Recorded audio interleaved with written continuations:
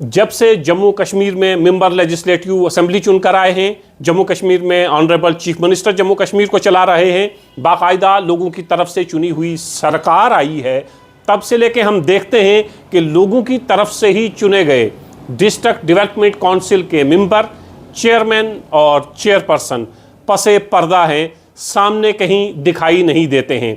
सरकारी प्रोग्राम्स में भी कम दिखते हैं एमएलए और मंत्री ज़्यादा। लेकिन ये बात जहन नशीन रहनी चाहिए कि डिस्ट्रिक्ट डेवलपमेंट काउंसिल के चेयरमैन और चेयरपर्सन का प्रोटोकॉल क्या है और एमएलए का प्रोटोकॉल क्या है। ये बार बार बताने की ज़रूरत इसलिए पेश आती है कि बहुत सी जगहों पर हम देखते हैं कि ऑनरेबल एमएलए आगे आगे चल रहे हैं, ऑनरेबल चेयरमैन चेयरपर्सन पीछे पीछे चल रहे हैं। बहुत सी महफिल में हम देखते हैं कि जो चेयरपर्सन का, चेयरमैन का प्रॉपर प्रोटोकॉल है वो उन्हें नहीं दिया जा रहा है।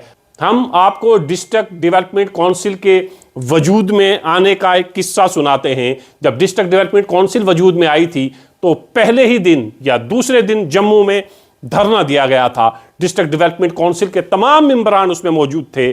धरना देने की वजह यह थी कि प्रोटोकॉल बताया जाए, डिस्ट्रिक्ट डेवलपमेंट काउंसिल के मेंबर का प्रोटोकॉल क्या है, चेयरमैन और चेयरपर्सन का प्रोटोकॉल क्या है। प्रोटोकॉल सेट प्रोटोकॉल है कि चेयरमैन चेयरपर्सन कहाँ हैं, ऑनरेबल मिनिस्टर कहाँ हैं और एमएलए कहाँ हैं। लेकिन ये तस्वीर देखिए, ये तस्वीर हम आपको अनंतनाग से दिखा रहे हैं। अनंतनाग में ऑनरेबल कैबिनेट मिनिस्टर सकीना इत्तू मौजूद हैं, एक मीटिंग ले रही हैं, तमाम सरकारी ऑफिसरान उसमें मौजूद हैं। ऑनरेबल कैबिनेट मिनिस्टर शायद ये भूल गई कि उनके साथ वाली कुर्सी पर किसे बैठना चाहिए। साथ वाली कुर्सी पर IAS deputy commissioner Anantnag Fakhruddin Hamid भी ये भूल गए कि ऑनरेबल कैबिनेट मिनिस्टर के साथ किसको बैठना है, और जिसको बैठना है वो तीसरे नंबर पे हैं डिस्ट्रिक्ट डेवलपमेंट काउंसिल के चेयरमैन अनंतनाग से मोहम्मद यूसुफ गोरसी। तस्वीर आपने देखी कि ऑनरेबल कैबिनेट मिनिस्टर के साथ प्रोटोकॉल के हिसाब से मोहम्मद यूसुफ गोरसी उन्हें बैठना चाहिए था, लेकिन इस तस्वीर में आप साफ देख रहे हैं कैबिनेट मिनिस्टर सकीना इत्तू मीटिंग ले रही हैं, साथ की कुर्सी पर डिप्टी कमिश्नर फखरुद्दीन हामिद बैठे हैं और तीसरे नंबर की कुर्सी पर honourable chairman Anantnag district development council बैठे हैं। सकीना इत्तू को भी याद नहीं रहा कि चेयरपर्सन का प्रोटोकॉल क्या है।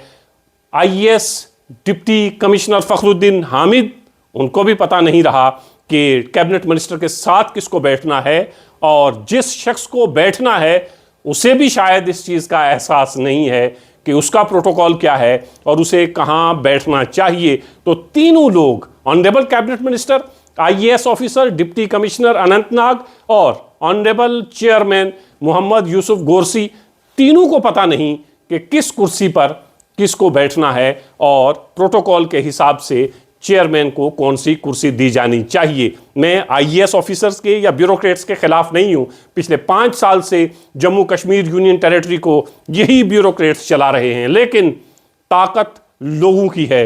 लोग जितनी ताकत जिसको देंगे डेमोक्रेसी में, जमहूरियत में, उतनी ताकत उसी को मिलेगी, और चुने हुए नुमाइंदे की ताकत बहरहाल बड़ी होती है। और ये सरकार की तरफ से ही ये बताया गया है कि किसका क्या प्रोटोकॉल है। डेवलपमेंट काउंसिल को बने हुए 3.5 साल हुए हैं, शायद इसलिए ना तो मेंबरान को, ना चेयरमैन चेयरपर्सन को अक्सरियत में ये पता है कि वो कहाँ खड़े हैं, और ना नई सरकार में जो कैबिनेट मिनिस्टर हैं, जो एमएलए हैं, बहुत सौ को ये नहीं पता कि चेयरमैन और चेयरपर्सन का प्रोटोकॉल बहरहाल एक एमएलए से ज़्यादा है और आईएएस ऑफिसर से तो कहीं ज़्यादा।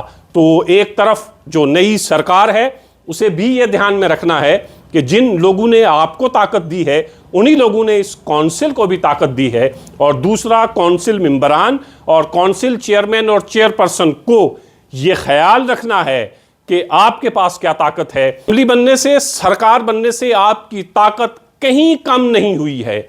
आप ज़मीन पर आइए, काम करिए, जितनी ताकत लोगों ने आपको दी है उस ताकत का इस्तेमाल करिए और लोगों के लिए मिलजुल कर काम करिए, क्योंकि असेंबली भी चुनी हुई है, काउंसिल भी चुनी हुई है और बहरहाल काउंसिल के चेयरमैन का, चेयरपर्सन का अपना प्रोटोकॉल है, जिसका ख्याल ब्यूरोक्रेसी को भी रखना है, जिसका ख्याल हमारी सरकार को भी रखना है, सरकार के चुने हुए नुमाइंदों को भी रखना है, ऑनरेबल मिनिस्टर्स को भी रखना है। डिस्ट्रिक्ट डेवलपमेंट काउंसिल का वकार मजरू ना हो, यह ख्याल रखना ब्यूरोक्रेट्स के लिए भी ज़रूरी है, सरकार के लिए भी ज़रूरी है, और उससे ज़्यादा ज़रूरी है खुद डिस्ट्रिक्ट डेवलपमेंट काउंसिल के मेंबरान और डिस्ट्रिक्ट डेवलपमेंट काउंसिल के चेयरमैन, चेयरपर्सन को इस चीज़ का ख्याल रखना है। ये कुर्सी लोगों ने आपको दी है और इस कुर्सी की इज्जत, इस कुर्सी का वकार बहाल रखना आपकी जिम्मेदारी है।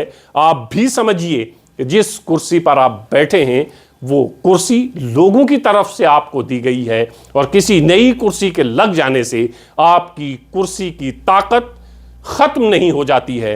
मेंबर लेजिस्लेटिव असेंबली अपना काम करेंगे, काउंसिल को बहरहाल अपना काम करना है। और उम्मीद है इस तरह की तस्वीरें हमें आगे देखने को नहीं मिलेंगी कि एक सरकारी मीटिंग में इस चीज़ का ख्याल न रखा जाए कि ऑनरेबल चेयरमैन और चेयरपर्सन को किस कुर्सी पर बैठना है, डिस्ट्रिक्ट डेवलपमेंट काउंसिल के मेंबर को किस कुर्सी पर बैठना है।